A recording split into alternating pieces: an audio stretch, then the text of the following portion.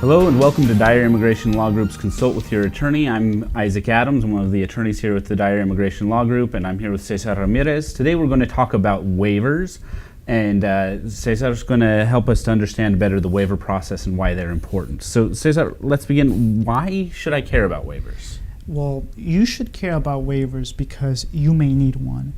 You may need one in order to enter the country, the United States, lawfully, or if you want to become a permanent resident. Even if you have a family petition or an employment-based petition approved, it can be possible that your green card application, your lawful permanent resident application, is denied based on a ground of inadmissibility. Basically, the waiver will forgive or overcome this ground of inadmissibility. So what is a waiver and what purpose does it serve? So basically it's an application depending on the ground of inadmissibility. It's an application with a series of arguments showing that you want to have your ground of inadmissibility forgiven or waived so that you can qualify or be eligible to become a lawful permanent resident or enter the country lawfully. That's why it's a very important process, and sometimes the only option that people that have been found inadmissible for various different grounds, that's the only way that they have in order to become lawful permanent residents. So today we're going to talk primarily about waivers for unlawful presence. So my question is, what is unlawful presence and how does it affect my immigration case? That's a good question, Isaac. So unlawful presence is one of the grounds of inadmissibility out of many of them that it is one of the most common.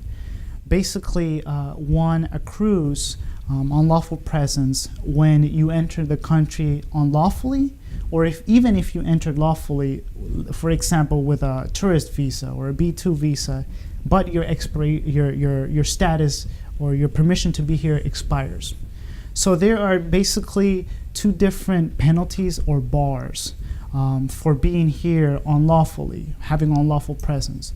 One is if you have been here for more than 180 days but less than a year.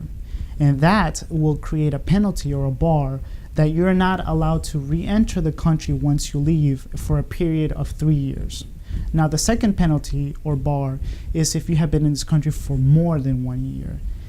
But there are groups that are exempt. For example, minors under the age of 18. Unlawful presence does not accrue if you're under the age of 18. Another category is some DACA recipients.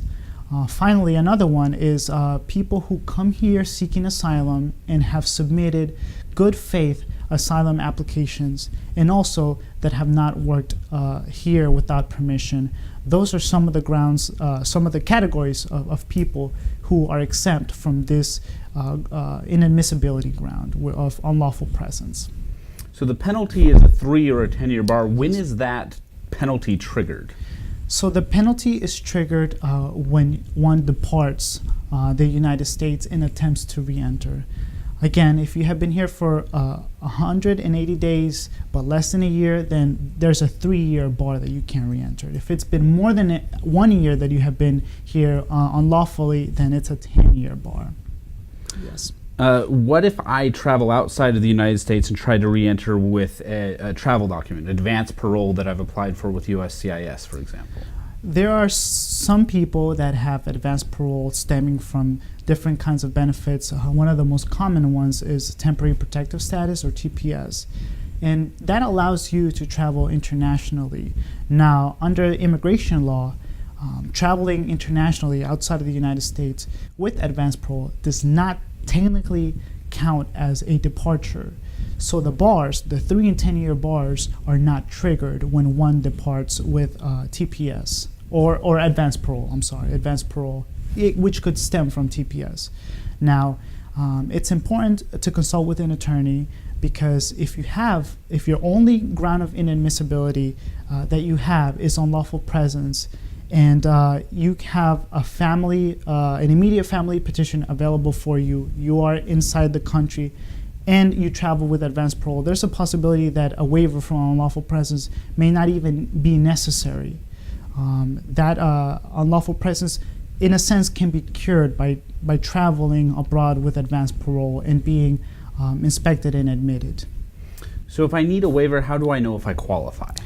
That's a very important question, and qualifying for the unlawful presence waiver, it can be tricky. So it's always best to consult with an experienced attorney to determine if you can apply. Unfortunately, not everybody qualifies for this benefit, but generally there are two important requirements for a waiver for unlawful presence. One of them is that you have a qualifying relative. For this particular waiver, that means either a spouse or a parent that's either a United States citizen or a lawful permanent resident. Now, the second requirement for this unlawful presence waiver is that you have to show that if you leave the country and are not allowed to re-enter, then your qualifying relative will experience extreme hardship. Now, this is a very technical and difficult standard to show, because you have to provide evidence that the separation or relocation to your country of origin will be beyond hardship beyond that normally associated with family separation or relocation. So, but we can provide evidence and arguments that your relative will experience emotional or psychological trauma from the separation or relocation, that there's loss of employment opportunities, that there's loss of access to medical care. So there's a series of important and relevant factors that we can argue to be able to win and be successful with these waivers for unlawful presence.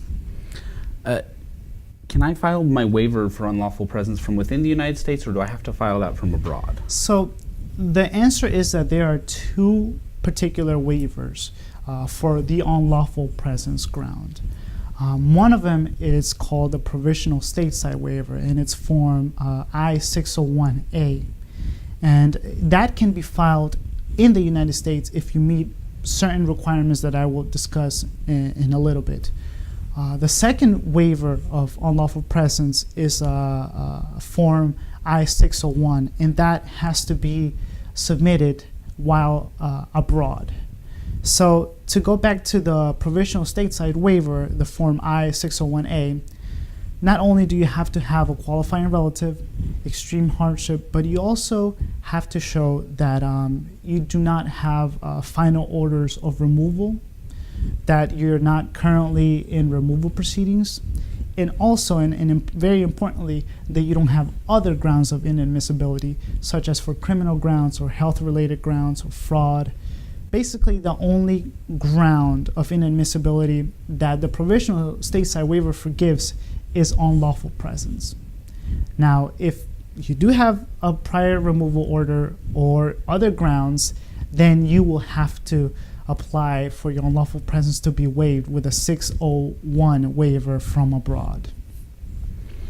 Great. So if I've applied for a waiver, my waiver gets approved, what's the next step? What happens next? So with a 601A provisional stateside waiver, it's submitted while present in the United States. And if it's approved here in the United States, once the approval has been notified, then the next step is to schedule an immigrant visa interview at a consulate at your country of origin.